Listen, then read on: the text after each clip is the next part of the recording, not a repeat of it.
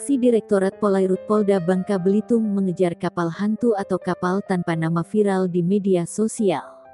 Kapal yang biasa dipakai untuk menyelundupkan barang terlarang dan ilegal tersebut, seperti dalam video yang diunggah di media sosial, diburu anggota Direktorat Polair Polda Kepulauan Bangka Belitung menggunakan helikopter.